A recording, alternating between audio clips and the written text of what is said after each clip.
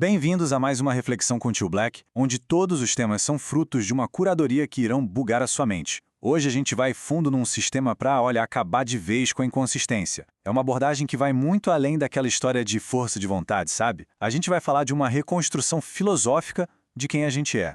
E vamos começar com uma cena que, nossa, todo mundo conhece muito bem. Aquela segunda-feira, né? A gente acorda com o gás todo, prometendo que dessa vez vai ser diferente. A pessoa se sente um herói, invencível. Mas aí, a semana vai passando, a força de vontade começa a dar umas rachadas, aquela negociação interna começa, e quando a gente vê, a sexta-feira chegou e o padrão antigo voltou. E às vezes, volta com mais força ainda. E o que sobra? Culpa e frustração. Agora, o ponto principal é o seguinte: isso não é uma falha de caráter. Não é falta de força de vontade. Se fosse, a pessoa nem tentaria tanto, né? O problema é que a gente está lutando a guerra errada no campo de batalha errado.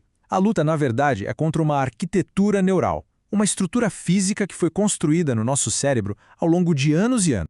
Pensa só nisso aqui. Toda vez que alguém cede a um vício, o cérebro vai lá e solta dopamina. Isso reforça aquele circuito, grava aquele comportamento como se fosse uma necessidade de sobrevivência. O cérebro literalmente coloca aquele hábito na mesma categoria de coisas essenciais como comer ou beber. Então tentar lutar contra isso só com motivação é como tentar apagar um incêndio gigante com um copinho d'água. Não adianta. A gente precisa mudar a estrutura, não só combater as chamas. E a solução para esse problema estrutural não vem de um aplicativo de produtividade, não. Vem de uma sabedoria antiga, lá dos monastérios zen japoneses, e foi articulada por um filósofo chamado Nishida Kitaro. A ideia dele não era quebrar hábitos, mas algo muito mais profundo. Reconstruir completamente quem a pessoa é. Ok, vamos mergulhar nisso aqui que é genial. O Nishida falava sobre a experiência pura.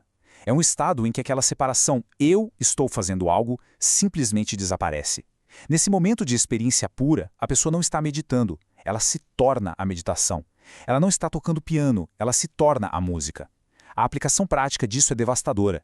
O objetivo não é mais lutar contra um vício, mas sim remodelar a própria identidade a um ponto em que o vício se torna irrelevante. Isso aqui ilustra a diferença de um jeito brilhante. Aqui no Ocidente a gente tenta resistir, lutar contra o impulso. Já eles se tornam o tipo de pessoa para quem o impulso simplesmente não aparece. É uma mudança fundamental de ter disciplina para ser disciplinado. Deixa de ser uma batalha diária para ser uma expressão de quem você é. Então, como é que a gente alcança essa mudança de identidade? Bom, não é com pensamento positivo. É com um sistema. Um método prático, implacável, inspirado nessas práticas dos monastérios. Um verdadeiro sistema de reconstrução. Esse sistema se apoia em 4 pilares. O primeiro é a declaração pública. Quando a gente se compromete com outras pessoas, o custo social de falhar aumenta muito, criando uma pressão externa que ajuda. O segundo é um horário fixo. Isso automatiza a ação e elimina a necessidade de ficar decidindo, o que economiza uma energia mental preciosa. O terceiro, e muito importante, é a prática idêntica. É essencial para construir as novas vias neurais através da repetição focada. E o quarto são os protocolos, planos de ação do tipo, se isso acontecer, então eu faço aquilo, para momentos de estresse. Eles eliminam a hesitação quando a tentação aparece. Juntos, eles formam uma estrutura que dá suporte para essa nova identidade.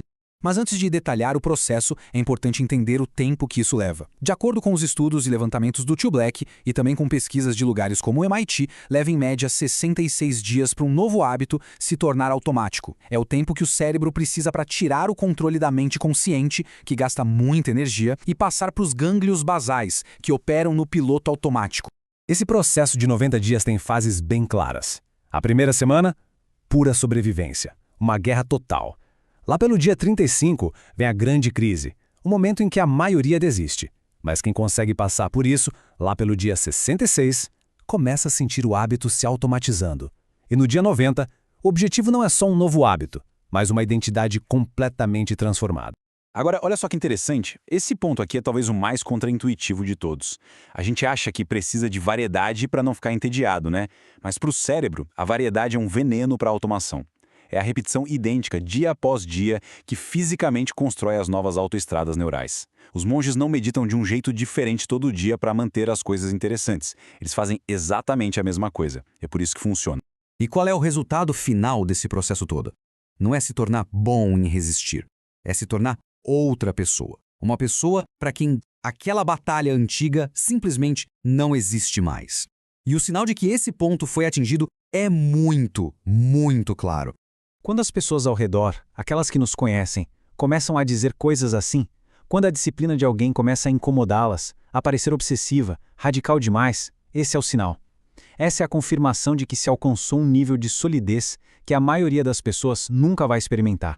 Então, o ponto crucial é este. O desconforto dos outros não deve ser visto como um problema, mas como uma prova de progresso. O normal é o ciclo de tentar e falhar. O normal é aquela inconsistência que não desafia ninguém. A nova consistência de alguém acaba forçando os outros a confrontar a própria falta de consistência deles. E isso, claro, é desconfortável. Isso nos traz de volta à tese central de toda essa análise. A mudança mais profunda não está no que se faz, mas na pessoa em que a gente se torna. É a diferença fundamental entre ter uma qualidade e encarnar essa qualidade. Olha só essa comparação. Ter disciplina é uma luta constante, exige força de vontade todo santo dia e é facilmente reversível, é exaustivo. Agora, ser disciplinado é uma expressão natural da identidade. É automático, não requer debate interno e é, em grande parte, irreversível, que nem escovar os dentes. O sistema não serve para dar disciplina, serve para transformar alguém em uma pessoa disciplinada.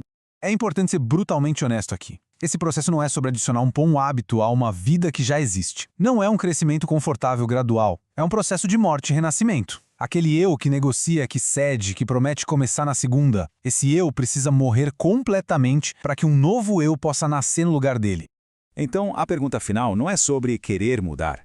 Praticamente todo mundo quer.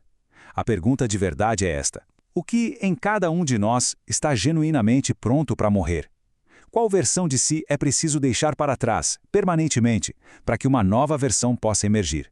Resumindo, a luta contra a inconsistência é neurológica, não moral.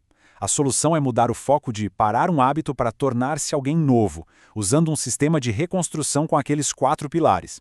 E por fim, a verdadeira consistência vai sim desafiar as pessoas ao seu redor, e isso é um sinal de progresso.